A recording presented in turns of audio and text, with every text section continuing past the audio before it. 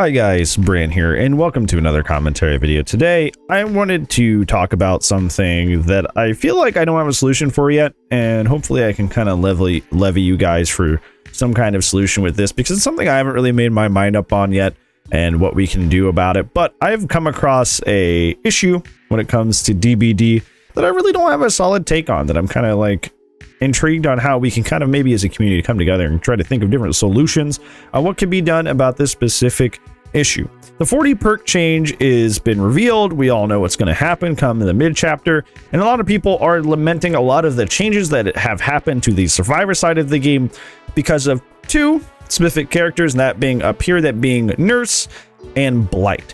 And a lot of people are concerned about the new perk changes that exist because they think that it's going to make fighting Nurse and Blight incredibly painful and incredibly hard to do. And to that, I want to highlight something that kind of like is kind of a rough issue with that, because they are right. Like, a lot of the perk changes that they are making is going to make it really hard to fight these characters. But I also want to highlight why perhaps we shouldn't really be looking at these two specifically when it comes to adjusting the perk and game balance, because as you're going to see, it's a little bit steeper of an examination than you think it is. So this is a tier list that we made together on stream. I've never made a tier list before. This isn't the first time I ever made one. This is just based on 2.5K hours of ish. I'm almost at 3, I guess now, of experience playing the game, and just like, and I play most of these characters. The characters I really don't play, honestly, are like Hag. I don't play Twins that much either, but most of these characters I do play a lot. So I've had time with all of them, and against all different kinds of survivors, against all different kinds of add-ons and builds. And this is kind of like the consensus I came to between me and my community and the experiences that I have had.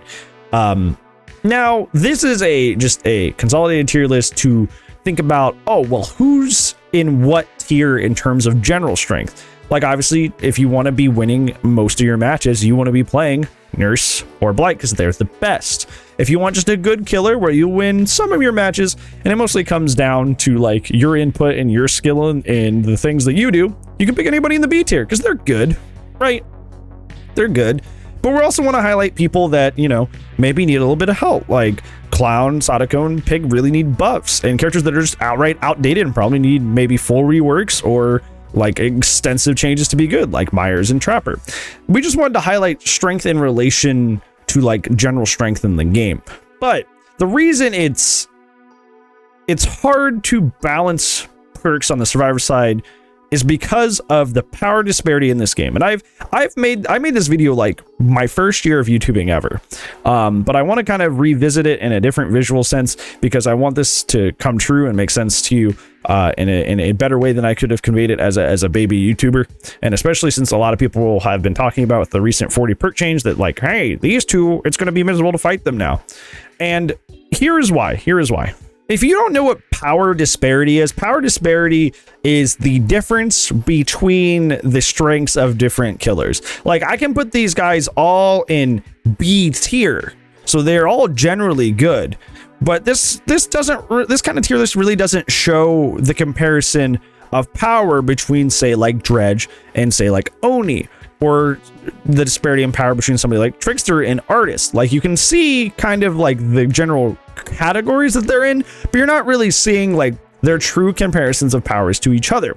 So I tried to take this list in and kind of split it up based on how much better are certain characters than other characters. What is the difference between their strengths? And as you can see, I come up with a very different result. Very different result. So if you're looking here, up in the very top, we have Nurse and then Blight right under her. Blight has incredibly strong add-ons and incredibly strong base kit, but his base kit by itself isn't necessarily as strong and intense as Nurse's, so that puts Nurse in a whole category above him. There's nobody below them. And then there's Spirit, Nerf Spirit down here. Now, before her nerf, she probably would have been here, but she's all the way down here in normal S tier. So even in the top 3, there's a disparity between, even like there's a whole gap here between Spirit and the other 2 best characters in the game. And then we go even lower. there's a huge disparity between even the last person, Pyramid Head, in A tier and Nurse up here. Now let's go all the way down to, say, like Legion. We have to literally zoom out to be able to see Nurse on the same page. Look at how much space is between Legion and Nurse in this game. Look at how much space is between Legion and Nurse. Look at how much space is between these characters. Now let's go all the way down. Let's zoom all the way out. Let's look at Myers and Trapper. Look at how far away they are. Look at how far away these characters are. Look at the power disparity between like Trapper, who is the face of the game, and Nurse, who is the best in the game. Look at the distance between these two characters in terms of strength. Look at how far away they are from each other. Look at how far away they are from each other. That is crazy. That is ridiculous. So that's why like you're like inherently we don't want to balance just to these guys, because if you're balancing the game only for those two or making changes based on only those two, there are people, look, the majority of the people in this game are in C tier. If you look, the category with most characters, even when I take power disparity into account, is the C tier. Most characters are kind of just average. They're A to C tier. They're very average.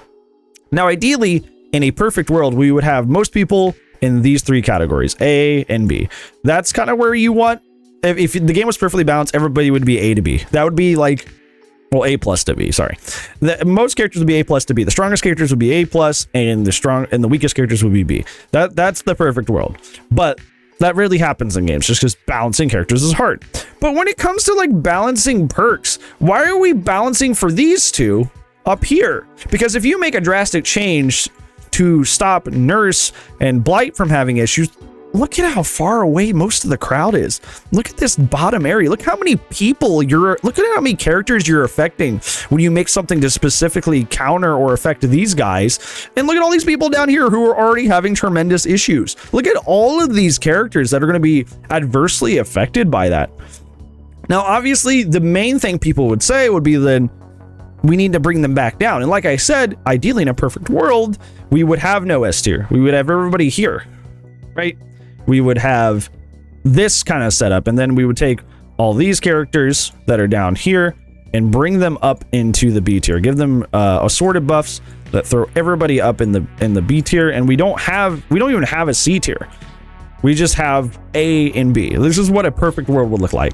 If we lived in a perfectly balanced game, this is what everybody would be at. And then you could make like perk adjustments to survivor perks based on Blight and Nurse, because at best they just have A plus power. They're not putting out that much pressure. They are not crazy strong. They're not up here anymore. Like, you're not messing with the skills of somebody like up here while the rest of everyone is down here getting adversely and negatively affected by this. They're down here in the A tier with everybody else, so everybody is relatively affected vaguely the same way by the changes. But that's not the world we live in. We live within everybody like up here. And the disparity between them and even the next tier down is like multiple gaps in the actual tier list. It's just crazy. It's just crazy. So like the only way you can, I guess, really fix that is to bring these guys down in line with this. So buff the bottom tiers, bring Michael, good old Mukul, out of F up into B tier, scoot everybody into B tier, and bring all the S tiers down to A plus tier. How do you do that? I don't know. That's kind of what I need your guys' help with. How do we scoot up all the B tiers? How do we scoot up all the like the C and D tiers up into B and move like people like Nurse and Blight down into the A tier zone? That way we can make more fair, balanced decisions for the game. Because as it currently stands, Blight and Nurse are just like way too out of depth compared to the rest of the killer roster. Like, they really are. They just are like literally leagues apart from everybody else. The amount of pressure Nurse can just naturally put out on the map, how quick she can win chases, her map mobility is like night and day to somebody like Myers, who literally has to spend a third of the game doing nothing to even play the game, where Nurse can just, you know, teleport immediately, get into a chase, and immediately down somebody. Like, it's like it's night and day between these characters. They have to be more in line with each other if you want to be able to actually balance your game in an understandable and fair way. How we do that though, I don't know, and that's kind of what I need your help with. How do we do that? How do we do that? How would you make Nurse and Blight A tier? Like, how would you make them AA plus tier instead of just S tier without like dismantling what makes them them? I don't know. I'm gonna need your help on that. So let me know what your ideas are down in the comments below, because that's kind of where we're at. Is like, if we want the game to be truly balanced, we kind of need to bring these characters more in line with the others. That way we can have a more easier time actually fairly balancing the game. So yeah, thank you so much for watching, guys. I'm really excited to hear what you think in terms of like your ideas and how we could possibly achieve this dream world of the power disparity that you're seeing on the screen right now. But other than that, I think that's it for me today, friends. Thank you so much for watching. I can't wait to talk to you in the comments below today. But I do upload daily, so hopefully I will see you tomorrow. But if I do not, I will see you when I see you, friends. Goodbye.